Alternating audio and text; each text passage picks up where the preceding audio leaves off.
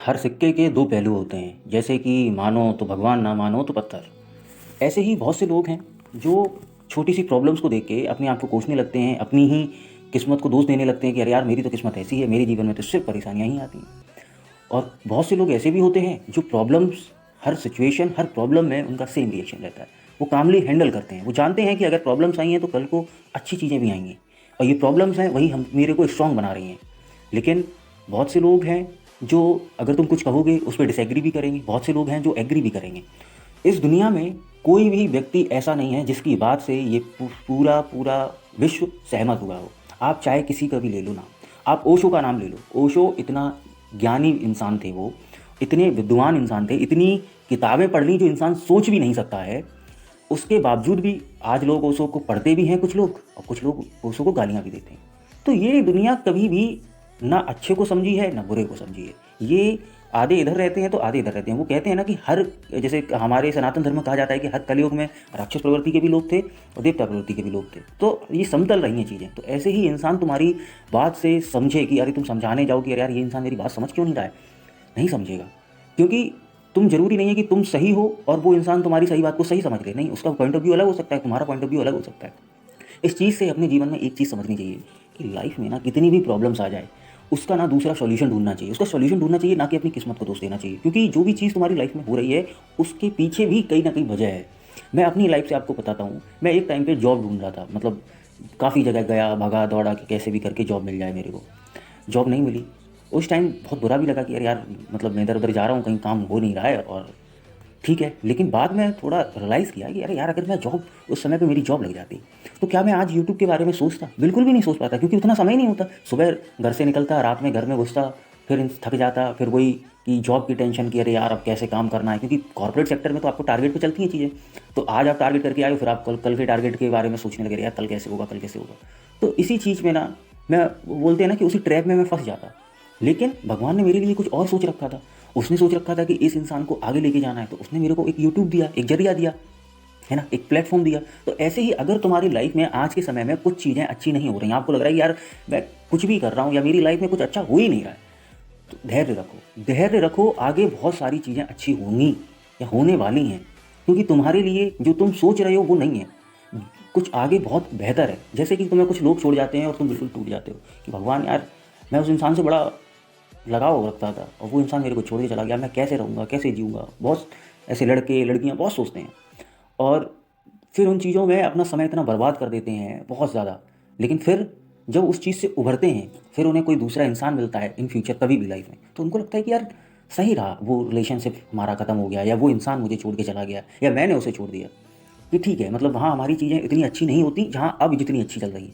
तो ऐसे ही प्रॉब्लम्स हैं, प्रॉब्लम्स आएंगी, उनको फेस करना अगर तुमको आ गया तो फिर अच्छी चीज़ें भी आएंगी तुम्हारी लाइफ में। जैसे कि रात आती है तो दिन भी आता है, दिन आती है तो रात भी आता है। अब तुमको हैंडल करना आना चाहिए बस। कभी टूटना नहीं चाहिए कि अरे यार अगर थोड़ी सी प्रॉब्लम आई है तो तुम अपनी किस्मत को दोष देने लगे, बिल्कुल नहीं। क्योंकि मैंने अपनी लाइफ से ये चीज़ें सीखी हैं कि तुम्हारी लाइफ में कितनी भी बुरी घटना होती है ना, अगर तुम्हें उस चीज़, उस मोमेंट पे तो देखो तुमको बुरा लगेगा, ह्यूमन नेचर है, बुरा लगेगा, है ना। मान लो तुम्हारी जेब में 10 रुपये हैं या 100 रुपये हैं, अगर वो गिर जाए तो तुमको बुरा लगेगा कि यार मैं इस काम के लिए लेके निकला था और वो मेरे रुपए गिर गए।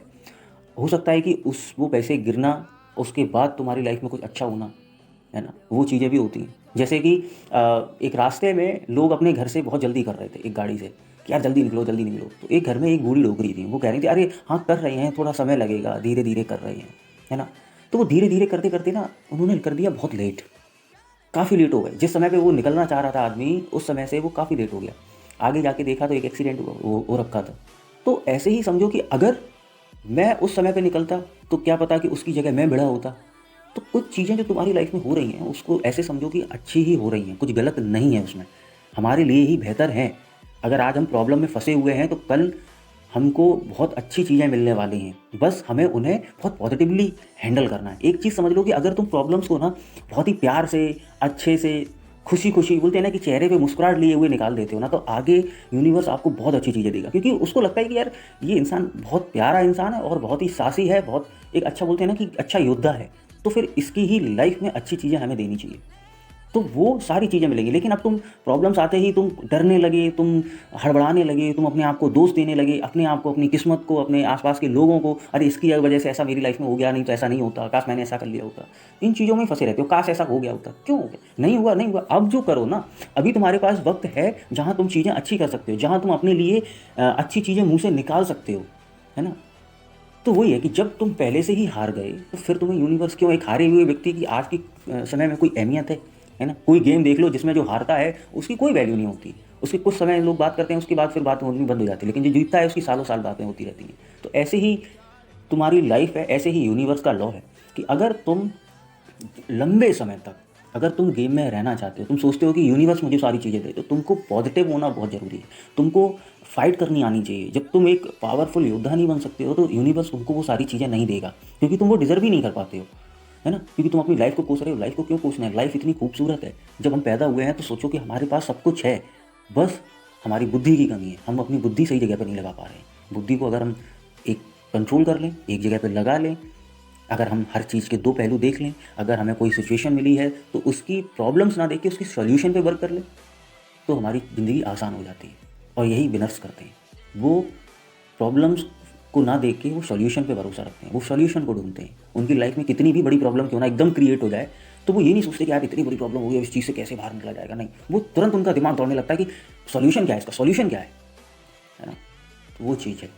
ऐसे ही कहा जाता है कि हर सिक्के के दो पहलू होते हैं। आप लोगों का जो भी ओपिनियन हो आप कमेंट बॉक्स में ज़रूर लिखना। बाकी वीडियो में नए हो तो वीडियो को लाइक करना, चैनल को सब्सक्राइब करना। धन्यवाद।